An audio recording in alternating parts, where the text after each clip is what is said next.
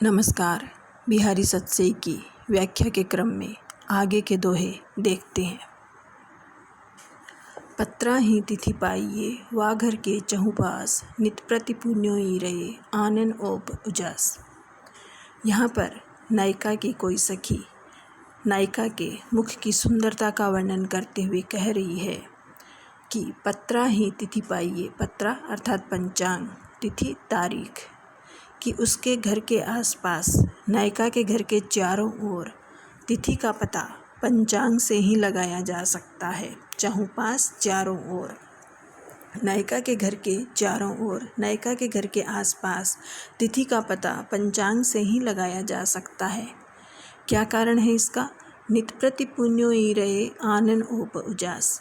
आनन मुख, ओप चमक, उजास उजाला, उजास पुण्योई पूर्णिमा, कि नायिका के मुख की चमक के कारण उसके घर के आसपास हमेशा ही पूर्णिमा जैसा उजाला बना रहता है। पूर्णिमा जैसा उजाला बना रहने के कारण तिथि का पता लग ही नहीं पाता है। हमेशा ही वहाँ तो पूर्णिमा बनी रहती है, तो वास्तव में क्या तिथि है, चंद्रमा को देख करके इसका अंदाज़ा नहीं लगाया जा सकता। तिथि के बारे में जानकारी प्राप्त करने के लिए पंचांग का ही सहारा लेना पड़ता है, क्योंकि नायिका के मुख की चमक के कारण वहाँ हर दिन ही पूर्णिमा बनी रहती है, पूर्णिमा जैसा उजाला रहता है। जो तिथि है उसका पता लगाने के लिए, तिथि के बारे में जानने के लिए दो साधन होते हैं। एक तो पंचांग, कैलेंडर इत्यादि, दूसरा चंद्रमा की कलाएं। चंद्रमा की घटती बढ़ती कलाओं को देख करके तिथि का पता लग जाता है और पूर्णिमा को चंद्रमा पूरा होता है। लेकिन यहाँ पर नायिका की सखी कह रही है कि नायिका का मुख पूर्णिमा के चंद्रमा के समान सुंदर है। वहाँ तो हर दिन ही पूर्णिमा जैसा उजाला बना रहता है, इसलिए चंद्रमा की कलाएं, उनका तो कुछ पता ही नहीं लग पाता है। चंद्रमा की कलाओं के आधार पर तो तिथि के बारे में जान ही नहीं सकते। तो उसके घर के आसपास तिथि का पता करने का एक ही साधन है और वह है पंचांग। पंचांग से ही पता लगाया जा सकता है कि आज वास्तव में क्या तिथि है। यहाँ पर नायिका के मुख सौंदर्य का बहुत ही बढ़ा चढ़ाकर वर्णन किया गया है।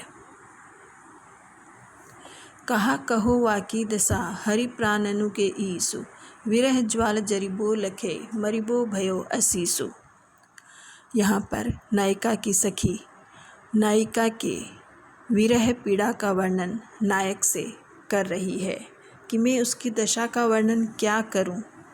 आप तो उसके प्राणों के स्वामी हैं, हरि ईश्वर ही, कृष्ण ही उसके प्राणों के स्वामी हैं। मैं उसकी दशा का वर्णन किस प्रकार करूं, क्या बताऊं उसके बारे में। विरह ज्वाल जरिबो लखे, वह जिस प्रकार विरह की पीड़ा से जल रही है, जिस प्रकार वह विरह की अग्नि में जल रही है, उसकी पीड़ा को देखकर तो यही लगता है कि उसके लिए मरना ही अब आशीष के समान है, कि उसके लिए मरना अधिक सुखद है। वह जिस प्रकार की पीड़ा को, कष्ट को झेल रही है, उस पीड़ा से तो उसका मरना अधिक सुखद है, उसके लिए यही ठीक है। तो उसको केवल मरने का ही आशीर्वाद दिया जा सकता है, उसके लिए मरने की ही दुआ की जा सकती है।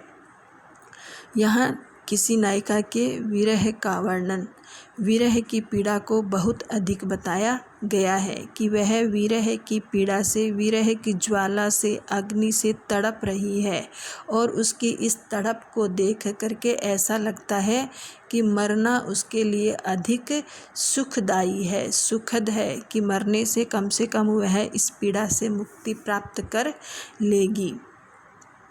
बिहारी ने श्रृंगार के दोनों पक्षों का वर्णन किया है, संयोग श्रृंगार और वियोग श्रृंगार। यहाँ पर वियोग श्रृंगार का वर्णन किया गया है, विरह का वर्णन हुआ है। निसी अंधियारी नील पटु, पहिरी चली पिय गे है, कहो दुराई क्यों दुरे, दीप शिखासी दे है। यहाँ पर किसी अभिसारिका नायिका का वर्णन है। अभिसारिका नायिका जो अभिसार के लिए, मिलन के लिए जाती है। यहाँ पर कोई कृष्णाभिसारिका नायिका अपने प्रियतम से मिलने के लिए जा रही है। अभिसारिका नायिका के दो भेद होते हैं, शुक्लाभिसारिका और कृष्णाभिसारिका। शुक्लाभिसारिका जो चांदनी रात में शुक्ल पक्ष में सफ़ेद वस्त्र पहन करके प्रिय मिलन के लिए जाती है, और कृष्णाभिसारिका नायिका जो अंधेरी रात्रि में, कृष्ण पक्ष की रात्रि में नीले या काले वस्त्र पहन करके मिलन के लिए, अभिसार के लिए जाती है। तो यहाँ पर किसी कृष्णाभिसारिका नायिका का वर्णन है।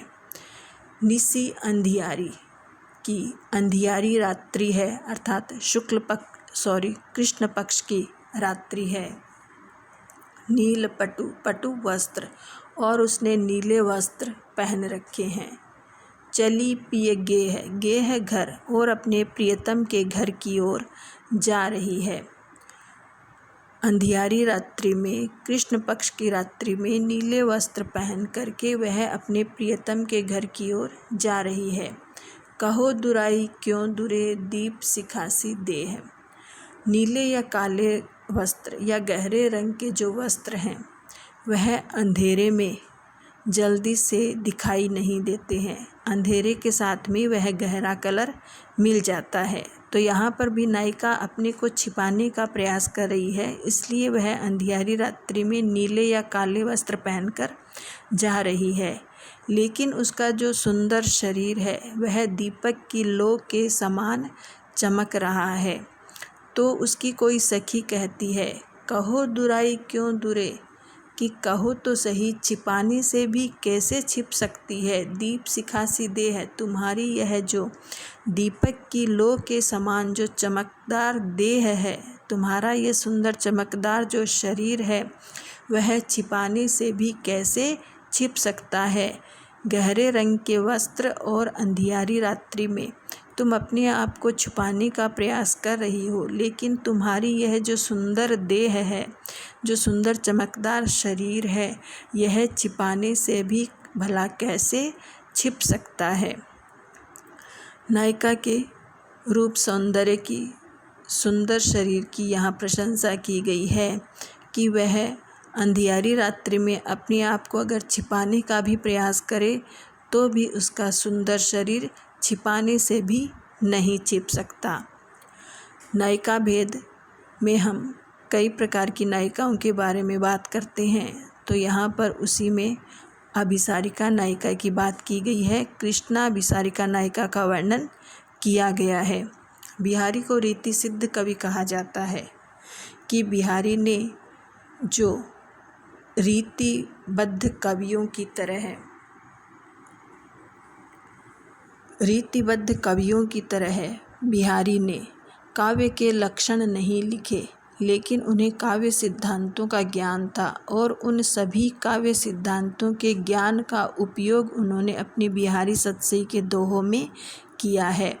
तो यह दोहा भी जो काव्यांग हैं, जिसमें नायिका भेद भी आते हैं, नायिका भेद के बारे में बताने वाला एक दोहा है। अनेक प्रकार की नायिकाओं का वर्णन बिहारी ने किया है, उसी में यह अभिसारिका नायिका आती है। औंधा ही सीसी सुलखी, विरह बरन बिललात, बिच ही सूखी गुलाब गो, छींटो छुईन गात। यहाँ पर भी किसी विरहिणी नायिका का वर्णन किया गया है। कोई नायिका विरह की अग्नि में बहुत अधिक जल रही है, तो उसको विरह की अग्नि में जलता हुआ देख करके उसकी कोई सखी उस पर गुलाब जल की शीशी उड़ेल देती है। गुलाब जल ठंडा होता है, ठंडक होती है उसमें, तो उसको विरह से जलता हुआ देख करके उसकी जो सखी है, विरह की वो गुलाब जल की शीशी पूरी की पूरी उस पर उड़ेल देती है। तो उसके बाद में क्या होता है, क्या परिणाम सामने आता है, उसका वर्णन वह कर रही है। औंधाई सीसी सुलखी, औंधाई उलट दी, उड़ेल दी। विरह बरनी बिललात, बरनी जलती हुई, बिललात व्याकुल बेचैन, कि विरह की अग्नि में उसको जलता हुआ देख करके, विरह की अग्नि से वह जल रही थी और उससे वह बेचैन हो रही थी, व्याकुल हो रही थी। ऐसा देख करके मैंने उस पर गुलाब जल की शीशी पूरी उलट दी, उड़ेल दी। बिच ही सूखी गुलाब गो छींटो छुईन गात। लेकिन उसकी अग्नि इतनी अधिक थी कि जो गुलाब जल है वह बीच में ही सूख गया। छींटो छुईन गात, गात शरीर, कि उसके शरीर को तो एक छींटा भी नहीं छू सका, अर्थात एक बूंद भी, गुलाब जल की एक बूंद भी उसके शरीर तक नहीं पहुंच पाई। बीच में ही वह भाप बन करके उड़ गया। बहुत तेज अग्नि हो तो उस पर थोड़े से पानी का, ठंडी चीज़ का कोई असर नहीं होता।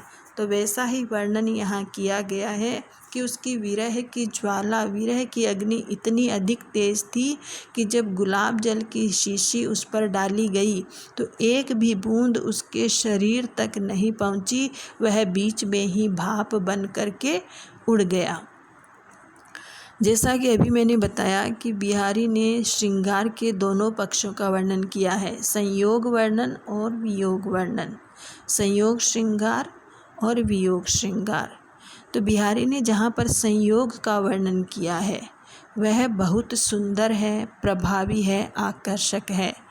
लेकिन जहाँ पर बिहारी ने वियोग का वर्णन किया है, विरह का वर्णन किया है, तो उनके वियोग श्रृंगार के जो दोहे हैं उनमें से कुछ ही अच्छे बन पड़े हैं।